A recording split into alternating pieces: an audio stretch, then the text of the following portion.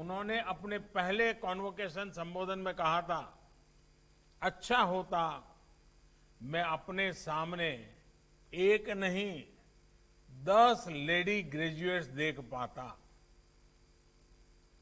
मैं अपने सामने आज अनेक बेटियों को देख रहा हूं जिन्हें आज डिग्रियां मिल रही हैं।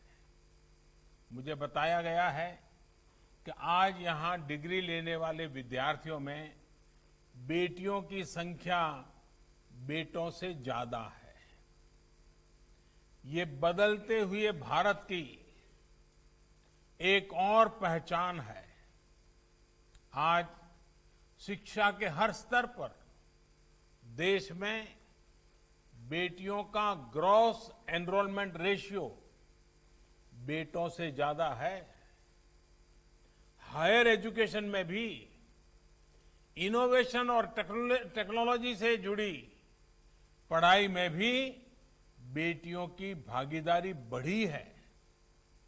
4 साल पहले देश की आईआईटी में बेटियों का एनरोलमेंट जहां सिर्फ 8% था, वो इस वर्ष बढ़कर 2 गुने से भी ज्यादा यानी 20% तक पहुंच चुका है। साथियों, एजुकेशन सेक्टर में ये जितने भी रिफॉर्म्स हुए हैं, उनको नई नेशनल एजुकेशन पॉलिसी नई दिशा, नई मजबूती देने वाली है। National education policy pre nursery से लेकर पीएचडी तक देश के पूरे एजुकेशन सेटअप में फंडामेंटल चेंजेस लाने वाला एक बहुत बड़ा अभियान है। हमारे देश के सामर्थ्यवान युवाओं को और ज्यादा कॉम्पिटिटिव बनाने के लिए मल्टी डायमेंशनल अप्रोच पर फोकस किया जा रहा है। कोशिश ये है कि हमारे युवा तेजी से बदलते नेचर ऑफ जॉब्स के लिए फ्लेक्सिबल हो, एडॉप्टेबल हो। स्किलिंग, रीस्किलिंग और अपस्किलिंग आज की सबसे बड़ी जरूरत है।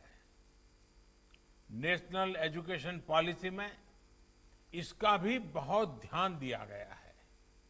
साथियों, मुझे खुशी है कि मैसूरू यूनिवर्सिटी ने इस पॉलिसी को लागू करने के लिए प्रतिबद्धता दिखाई है, तेजी दिखाई है। मुझे लगता है कि एनईपी के आधार पर आप मल्टी डिसिप्लिन प्रोग्राम शुरू कर रहे हैं। अब जहां तक आपके सपनों और सामर्थ्य का विस्तार हो, उसके मुताबिक आप विषयों का चयन कर सकते हैं। इसमें आप ग्लोबल टेक्नोलॉजी और लोकल कल्चर साथ साथ पढ़ सकते हैं। उस टेक्नोलॉजी का इस्तेमाल आप लोकल चीजों को बढ़ाने में कर सकते हैं। साथियों, हमारे देश में ये जो चौतरफा रिफॉर्म्स हो रहे हैं, उतने पहले कभी नहीं हुए। पहले कुछ फैसले होते भी थे तो वो किसी एक सेक्टर में होते थे और दूसरे सेक्टर छूट जाते थे। बीते 6 सालों में मल्टीपल रिफॉर्म्स हुए हैं, मल्टीपल सेक्टर्स में रिफॉर्म हुए हैं। अगर एनईपी देश के एजुकेशन सेक्टर का फ्यूचर सुनिश्चित कर रही है, तो ये आप जैसे युवा साथियों को भी एम्पावर कर रही है। अगर खेती से जुड़े रिफॉर्म्स किसानों को सशक्त कर रहे हैं, तो लेबर रिफॉर्म्स लेबर और इंडस्ट्री दोनों को ग्रोथ, सिक्योरिटी और थ्रस्ट दे रहे हैं। डायरेक्ट बेनिफिट ट्रांसफर, इससे हमारा जहां हमारे पब्लिक डिस्ट्रीब्यूशन सिस्टम में सुधार आया है, तो वहीं रेरा से हमारे होम बायर्स को सुरक्षा मिली है। देश को टैक्स के जाल से मुक्ति दिलाने के लिए अगर जीएसटी लाया गया तो टैक्स पेयर को परेशानी से बचाने के लिए फेसलेस असेसमेंट की सुविधा हाल ही में शुरू की गई है। इंसॉल्वेंसी बैंक्रप्सी कोड, इससे जहां पहली बार इंसॉल्वेंसी के लिए एक लीगल फ्रेमवर्क बना, तो एफडीआई रिफॉर्म से हमारे यहां इन्वेस्टमेंट बढ़ रहा है। साथियों, आपने बीते 6-7 महीने में ये देखा होगा कि रिफॉर्म्स की गति और दायरा दोनों बढ़ रहा है। खेती हो, स्पेस हो, डिफेंस हो, एविएशन हो, लेबर हो, ऐसे हर सेक्टर में ग्रोथ के लिए जरूरी बदलाव किए जा रहे हैं। अब सवाल ये है कि आखिर ये किया क्यों जा रहा है? ये आप जैसे करोड़ों युवाओं के लिए ही किया जा रहा है। इस दशक को भारत का दशक बनाने के लिए किया जा रहा है। ये दशक भारत का तभी होगा जब हम आज अपनी फाउंडेशन को मजबूत रखेंगे। युवा भारत के जीवन में ये दशक बहुत बड़ा मौका लेकर आया है। साथियों, देश के बेहतरीन एजुकेशन इंस्टीट्यूट में से एक होने के नाते मैसूर यूनिवर्सिटी को भी हर नई स्थिति के हिसाब से इनोवेट करना होगा। पूर्व कुलपति महान कवि साहित्यकार कुवेम्पू जी ने यूनिवर्सिटी के मेन कैंपस को